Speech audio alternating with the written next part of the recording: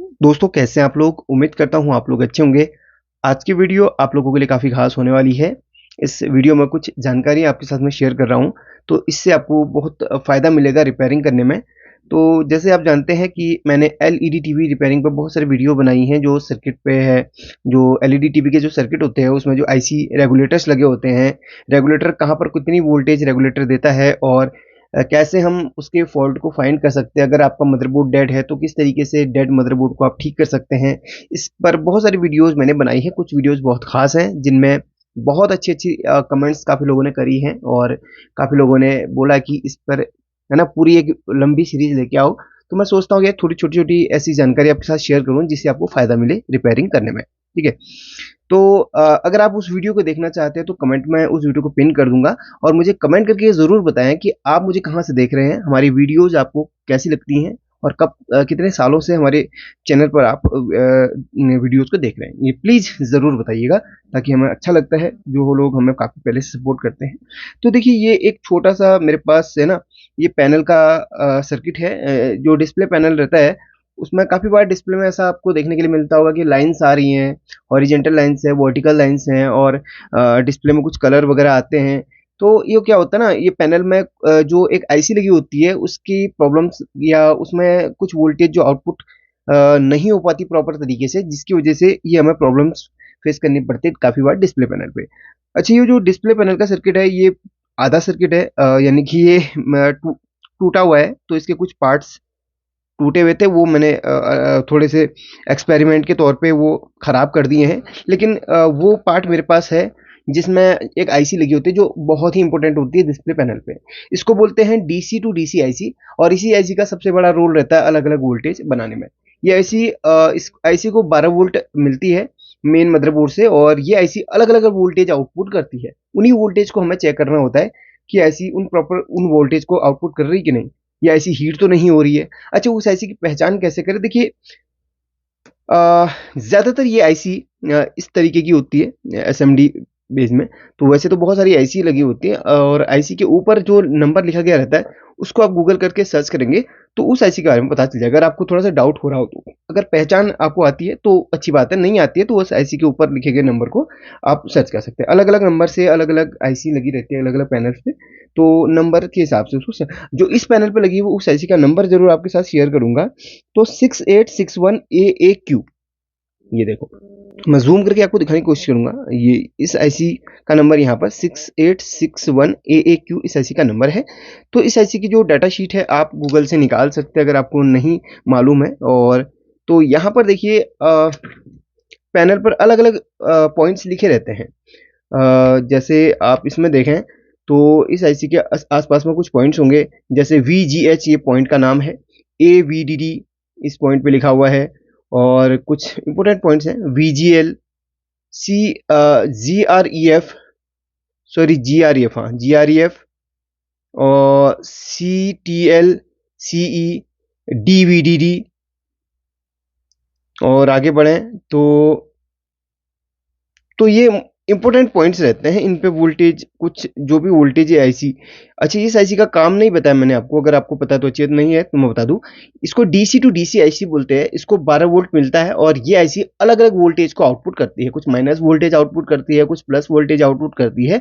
तो ये जो जहां पर जितने वोल्टेज की जरूरत होती है वो ये आईसी प्रदान करती है। अगर ये आईसी इंटरनली खराब हो जाती है या हीटिंग इश्यूज में आता है तो समझ लीजिए आईसी खराब है, जिसकी वजह से डिस्प्ले पैनल या डिस्प्ले आपका काम नहीं करेगा।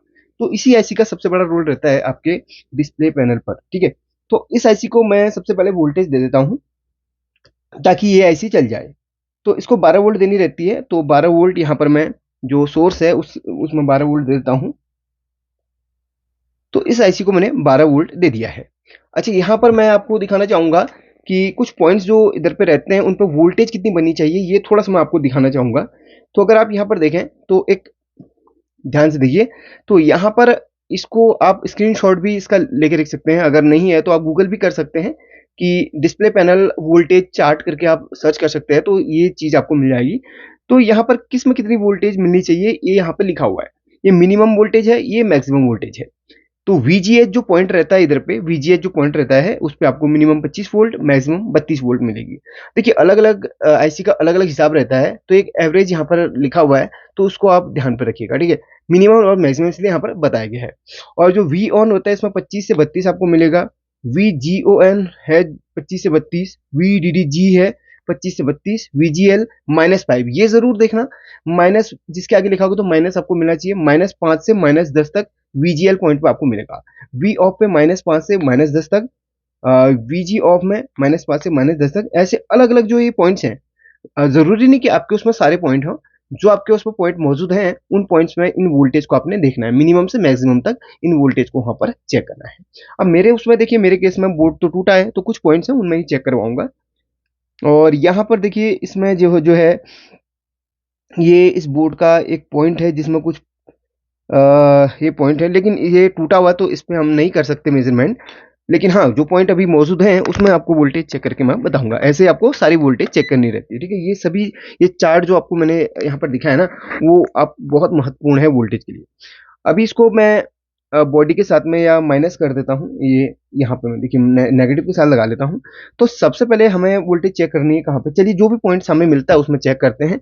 तो यहाँ पर डी VDD ये पॉइंट है, इस पर चेक करूंगा। तो यहाँ पर 3.3 वोल्ट यहाँ पर ये मुझे मिल रही है। तो यहाँ पर चेक करते हैं डी VDD। हाँ, ये देखिए डी VDD जो पॉइंट है इसमें हमें 3.3 वोल्ट यहाँ पर मिल रही है, जो कि बिल्कुल एक्यूरेट है। अगर नहीं मिलती है तो फिर ये आईसी इसके लिए जिम्मेदार है, यानी कि आईसी ये, इसमें आईसी में अगर प्रॉब्लम रहेगी तो यहाँ पर ये वोल्टेज नहीं बनेगी। तो ये एक्यूरेट वोल्टेज मिल रही है। अगला पॉइंट जो भी सामने आ रहा है, देखिए VGL जो पॉइंट है यहाँ पर चेक करें। तो VGL पे ये जरूर देखना आप, जो VGL पॉइंट है इसमें देखिए वोल्टेज के आगे एक माइनस का निशान आ रहा है। देखिए अगर मैं डीवीडीटी पे चेक करूँ तो कोई माइनस का निशान नहीं है, लेकिन VGL पे अगर चेक करता हूं तो आगे माइनस का निशान है। तो -8.0 यानी कि -8 वोल्ट इसके अंदर VGL पॉइंट के अंदर मुझे मिल रहा है। जरा मैं देखूं यहाँ पर VGL जो है, VGL देखिए -5 से -10 तक इसमें मिलना चाहिए। तो -5 से -10 के बीच में 8 आ गया है। 5 भी मिल सकता है, -10 भी मिल सकता है, 8 भी, 7 भी, जो भी है। देखिए यहाँ पर लिखा हुआ है, तो मुझे यहाँ पर -8 मिल रहा है, जो कि ये परफेक्ट है वोल्टेज ये, ठीक है। अगला जो पॉइंट सामने मुझे मिल रहा है वो है VGH। VGH में मुझे मिला है 26.34। VGH में कितना है देखिए, VGH हाँ फर्स्ट वो है। VGH के मुझे यहाँ पर मिला है, यहाँ पर 26 मिल रहा है, तो 25 से 32 तक होना चाहिए। तो मुझे 26 मिला है, ये भी परफेक्टली काम ये ऐसी कर रही है। अगला जो पॉइंट है मुझे AVDD है, यहाँ पर देखिए AVDD लिखा हुआ है। तो जैसे मैं आपको थोड़ा जूम करके भी दिखाऊंगा, जूम करके दिखाऊंगा, यहाँ पर पॉइंट साफ लिखे रहते हैं, आपको घबराने या टेंशन लेने की जरूरत नहीं है। सारे पॉइंट के नाम यहाँ पर लिखे हुए हैं। ये देखो, जब आप चेक करें, जब ये कब देखा जाता है, जब हमारे डिस्प्ले पैनल में प्रॉब्लम रहता है तब ये चीजें देखी जाती हैं।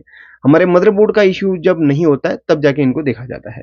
तो अब यहाँ पर AV, और जब आप चेक करें तो ये चार्ट या तो आपको याद होना चाहिए, नहीं है तो इस तरीके से एक मोबाइल में या कहीं पर भी ऐसे लिख के पेपर आप सामने चिपका सकते हैं, ताकि अगर आप LED टीवी रिपेयरिंग का काम करें तो आपको बार बार जरूरत पड़ सकती है।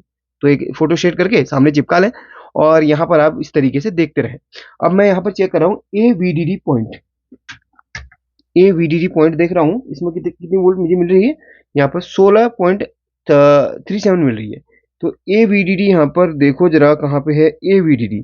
तो AVDD में 12 से 14 लिखा है, तो 16 दिखा भी रहा है, तो कोई टेंशन लेने वाली, कोई कोई आईसी ज्यादा आउटपुट करती है। तो ये आईसी वैसे परफेक्टली काम कर रही है, ये आईसी खराबी नहीं है।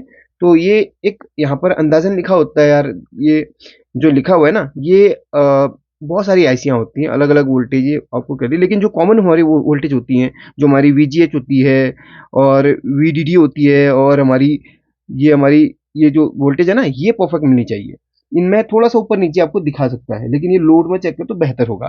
तो ये 1637 दिखा रहा है, तो 1637 कोई गलत नहीं है, ये भी बिल्कुल सही है। अब कुछ पॉइंट्स और जो यहाँ पर इंपॉर्टेंट है, तो यहाँ पर कुछ पॉइंट और हैं, लेकिन इन पॉइंट्स के बारे में यहाँ पर नहीं लिखा हुआ है, ठीक है। अगर ये पॉइंट्स यहाँ पर होते हैं तो उनमें चेक करने पर ये वोल्टेज हमें कम से कम और अधिक से अधिक जितने लिखा है वो एवरेज मिलना चाहिए। तो फिलहाल इतने ही पॉइंट्स में है, हाँ ठीक है। बाकी ये ZRE पॉइंट में यहाँ पर 16 दिखा रहा है, और अगर आपको V7 V8 इस तरीके के जो पॉइंट्स मिलते हैं ना, इनके इनके बारे में यहाँ पर नहीं लिखा हुआ है। फिर भी अगर कोई चार्ट में मौजूद है, कहीं पे आपको इनकी ज़रूरत पड़ जाती है, तो ये भी आपको चेक करनी चाहिए। इनमें भी अलग-अलग वोल्टेज आपको देखने को मिलेंगी, ठीक है? देखिए, जैसे मैं V9 पे चेक करता हूँ, तो यहाँ पर 6 वोल्ट मुझे मिल रही है, V10 पे 4.9, V11 पे मुझे 4 पॉइंट, V12 पे अलग वोल्टेज, V13 पे। तो ये वोल्टेज का अभी इतना रोल नहीं है। जो मेन वोल्टेज होती है, जो आपको मैंने अभी बताया था, VGL, VGH, AVDD और DVDD, और ये सब वोल्टेज आपको एक्यूरेट मिलनी चाहिए, ठीक है? ये चीज़ें आप ध्यान रखना, और ये चार्ट आपके पास ज़रूर रहना चाहिए। ये आपको बहुत हेल्प करेगा रिपेयरिंग में, और इससे अलग-अलग भी होते हैं, उन जितने भी चार्ट आपको मिलते हैं सभी आपको रख लेंगे, ठीक है? डिस्प्ले पैनल में जब भी फॉल्ट आता है, तो ये आईसी वर्किंग कर रही कि नहीं, सबसे मेन आईसी होती है, पावर आईसी जिसको बोल सकते हैं आप, ठीक है? ये मेन पावर आईसी होती है, क्योंकि सारी वो यहीं पर पहली वोल्टेज आती है, और ये अलग-अलग वोल्टेज बना के आपके पैनल पर काम करती है। तो ये आईसी अगर खराब है, तो कोई भी वोल्टेज यहाँ पर नहीं बनेगी, या कोई वोल्टेज बनेगी, कोई नहीं बनेगी, या आईसी हीट होगा, तो कोई कैपेसिटर शॉर्ट भी हो सकता है, तो आपको चेक करने का है। तो कहाँ पे कौन सा कैपेसिटर शॉर्ट है, वो आपको चेक करना है। कोई वोल्टेज एक्यूरेट नहीं बन रही है, कोई वोल्टेज ज़्यादा बन रही है, कोई कम बन रही है, तो ज़्यादा डाउट ना करते हुए आप इस आईसी को रिप्लेस कर दो। बस ये आईसी आपके पास होनी चाहिए, कुछ एक मात्रा में, अगर आप रिपेयरिंग का काम करते हैं। नहीं है तो कोई पुराने बोर्ड, जैसे आपके पास कोई डिस्प्ले पैनल टूट जाता है, तो आप इसके ना इस तरीके के जो बोर्ड है, उनको रख लें भाई। ये आपको बहुत ज़्यादा हेल्प करेंगे। आपको लगता है कि यार ये किसी काम, जब डिस्प्ले टूट गई तो ये किसी काम, ये नहीं, बहुत लोग फेंक देते हैं, लेकिन ये काम का होता है, क्योंकि इसमें जो आईसीज़ लगी होती है ना, ये बहुत इंपॉर्टेंट, ये आपकी पुराने बोर्ड से निकाल के आप लगा सकते हो, कोई दिक्कत नहीं। बहुत काम का भी ये खराब चीज़ भी बहुत काम की होती है, ठीक है? तो मुझे लगता है कि आपको इस वीडियो से काफ़ी हेल्प मिली होगी। अगर आपको हेल्प मिली, या कुछ सीखने के लिए, थोड़ा-सा भी सीखने के लिए मिला, तो लाइक कर देना वीडियो को, और कमेंट में जो आपको वीडियो दे रहा हूँ ना, उसको भी देख लेना। आपको वहाँ पर भी थोड़ा जानकारी उस वीडियो से मिल जाएगी। Thank you. Thank you so much for watching this video. और हाँ, इसके बारे में अगर इसकी पिन आउट निकालना चाहते हैं, तो इसका नंबर लिख लेना गूगल पे। आपको इसकी एक-एक पिन की जानकारी मिल जाएगी। कौन सी पिन क्या काम कर रही है, ये सारे पिन की आपको इसकी जानकारी मिल जाएगी। तो इसका भी पिन आउट देखना चाहें, तो उसमें भी आपको मिल जाएगा। वो ज़्यादा बेहतर होगा। Thank you.